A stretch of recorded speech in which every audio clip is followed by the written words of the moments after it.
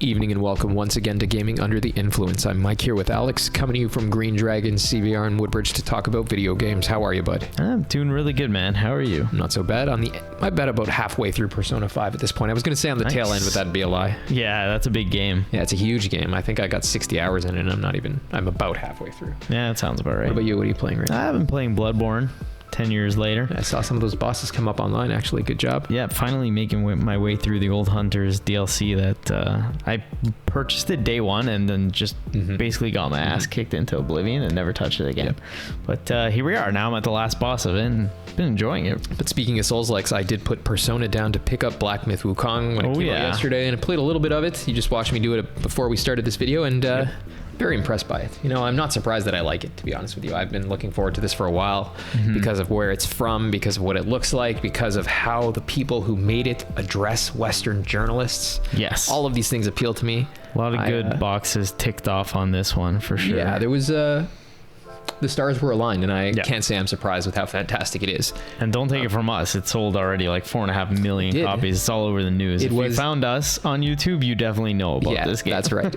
I think it peaked at like 2.6 million players on Steam. It's the second most popular game, concurrent players wise, ever on Steam. Right. Beyond what was the first one? PUBG, I think it was. Yeah, it might have been PUBG. It was by like 800,000 people higher, but that's a game I think that don't they give it out for free or something? It wasn't free to play at the time, probably. It may have been, I don't remember, but I remember. But it wasn't $80 either. It wasn't $80, no. I think it was like $25. I remember I played that game a little bit. Think about what it means that these guys, we were just reading about their studio, by the way. There was a point when they had like 10 employees not that long ago. Yeah. Isn't that comical? 4 or 5 years ago or whatever it was. Sold 2.6 million. No, I think they sold 4 million copies. 4.5 million was the last I heard. 2.6 concurrent players million, but they sold 4.5 million of their $90 video game. Yep, that's right. $90 Canadian. This is 2 days since full price everywhere else, whatever it is. Yeah, you know, what marketing has there been in the West for this game?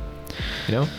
Not a heck of a lot. I feel like, right? Like, you know, anybody would I know in real life who doesn't really play video games would not even come close to hearing about that. And people who do play video games, it's not really publicized, of course.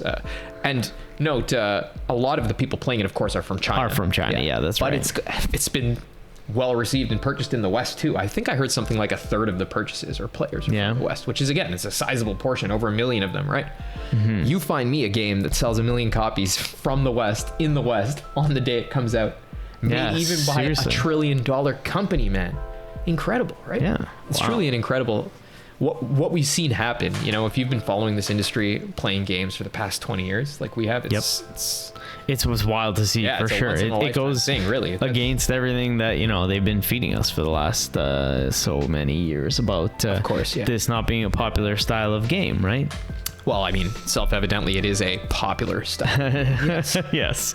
On the contrary, it is. I think, you know, even given that some of the most well-received and profitable games that have come out in recent years have been games in this exact genre, Souls-like games. Like Elden Ring a couple of years ago. Even other games like Tears of the Kingdom ape features from this genre, essentially, right? Yeah, that's true.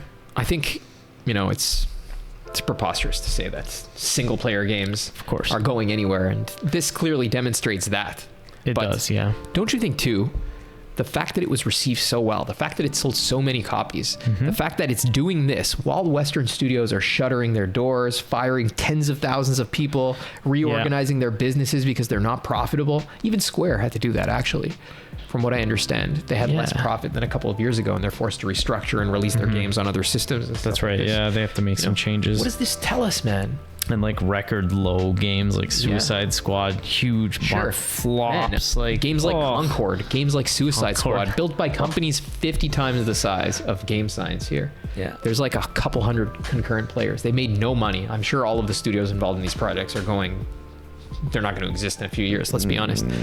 This tells us something, though. It tells us that the malaise that people feel surrounding AAA games, like, you know, if we were to talk about AAA games casually, you'd probably be like, ugh, you know? Just off the top of your head, ugh, it's just garbage. I just don't even want to hear about it, right? At least if we're talking about AAA games made in the West. But what does it show us when we play games like this? Games like Lies of P, games like Stellar Blade, even games like Final Fantasy Rebirth to a lesser extent. Though I think it was somewhat westernized. I do think it was a quality game that nobody has made anything like here in a very long time. Oh, right? no, God, no. Looking at games like this, You know, we realize that our malaise, our like the fact that we're tired with Western AAA games, it's not with AAA gaming at all. In fact, the AAA trappings of video games are some of what make, at least in some instances, of course, we always talk about how you can make games in any graphical style as long as it's suitable to the concept. But a lot of what makes games great, especially in certain instances, is the fact that people have these ridiculous technological resources to express their world building with. Sometimes that's fantastic. It's true. You end up with a great looking game. Like if you've seen Black Myth Wukong, it looks fantastic. Like Black Myth, or even like Elden Ring to a lesser extent, like exactly. Kojima making Death Stranding or Metal Gear 5. Like it's, you know, even if you agree that you can make a game with Undertale style graphics and still make a masterpiece, you also admit that the kind of graphics we see here are adequate for expressing a whole lot of ideas, and they can be very powerful. It would be a loss for video games if games like this weren't made anymore, but at the same time, here they're only made by interests that subvert the medium for reasons that we've already talked about many times. We don't really need to get into. You know, to Western developers, to your Microsoft, EA, Activision, Ubisoft, the game is nothing but a profit motive and a vector for whatever ideology accompanies that, and everybody knows what that is nowadays. I don't have to get into it, right? Nope.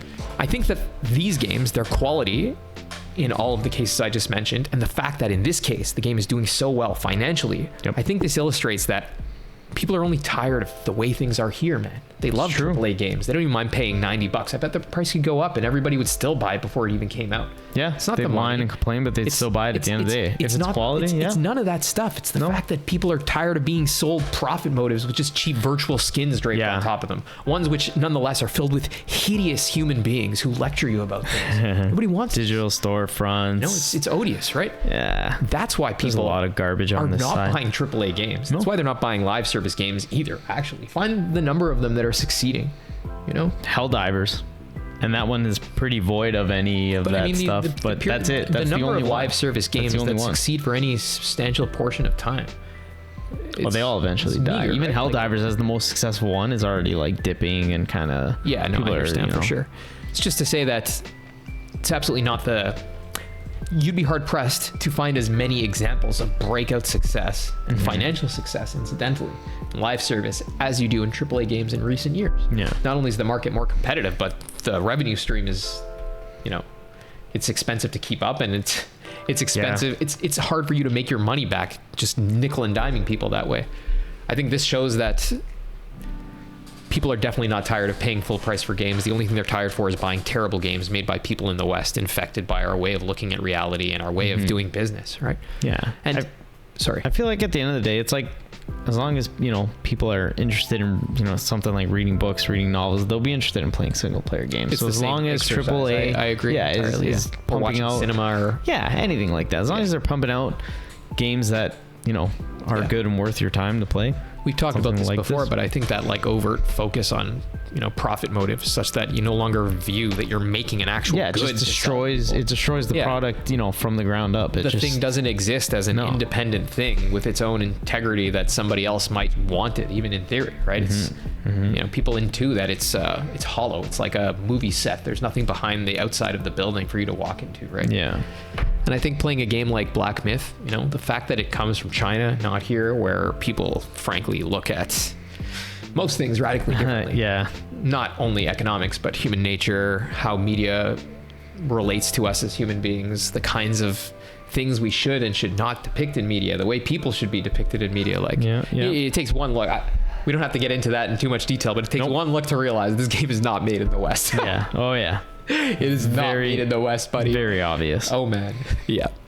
And the fact that it comes from China, I think, you know, goes a long way to explaining how something like this could be made, how it could be so radically different in terms of what it depicts from things we're used to here, right?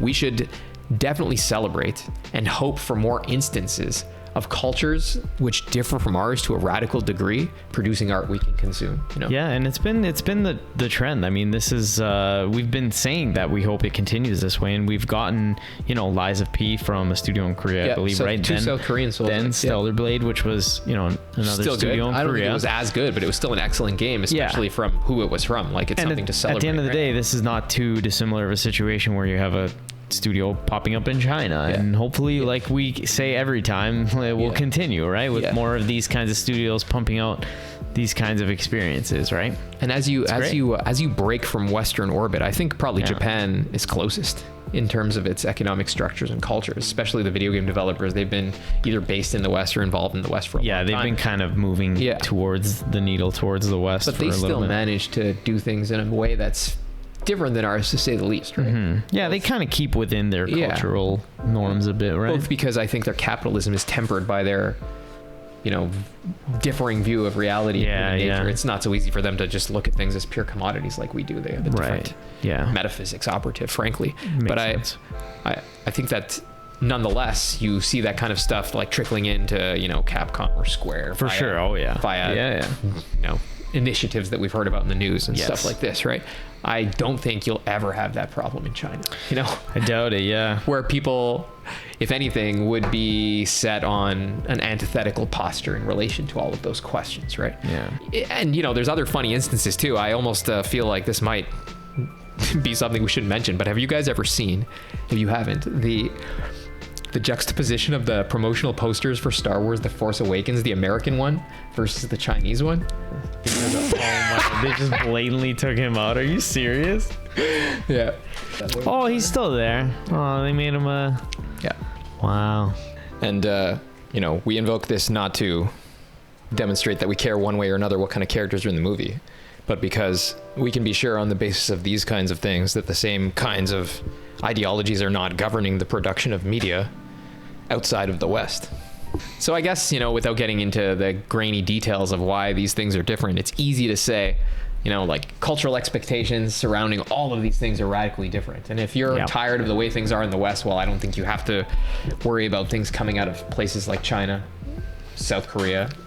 Yeah, so far so really, good. Right? Yeah.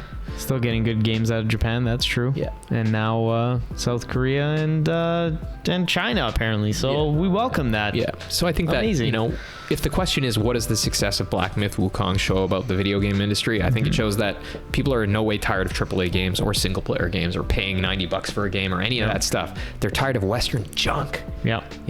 Western profit motives, idiot ideology posturing as games. Yeah, digital storefront, Diablo style, whatever. That's what people are tired of. And when a game comes along, Suicide Squad, that's both different in terms of its composition in material terms. People eat it up. And when it's radically different in terms of the world it depicts, because it comes from people with a different view of the world themselves. People definitely are into that, man. Yeah, true. It's like a breath of fresh air, right? It's very creative, and people are willing to just jump right in. They made more money off their game in a couple of days than giant trillion-dollar companies managed to make in months with massive marketing budgets, massive R&D. And that's what it shows. That's the point, I think. Here, all of these things are alive and well. The only thing that's dying is greasy Western ways of producing them. And I think we should celebrate Thankfully, that, right? yes. Yeah, let's hope for more great AAA games out of Korea, Japan, and China. And whoever else wants to make a good one. Honestly, why not? Really. Why not? I mean, other than Western countries that I'm not going to play it, frankly. I'm not. Screw them. Yeah. Anyways, that's probably a good place to cut her off, eh? Oh, yeah. Thank you guys very much for tuning in, and we'll talk to you soon. Play your Black Myth.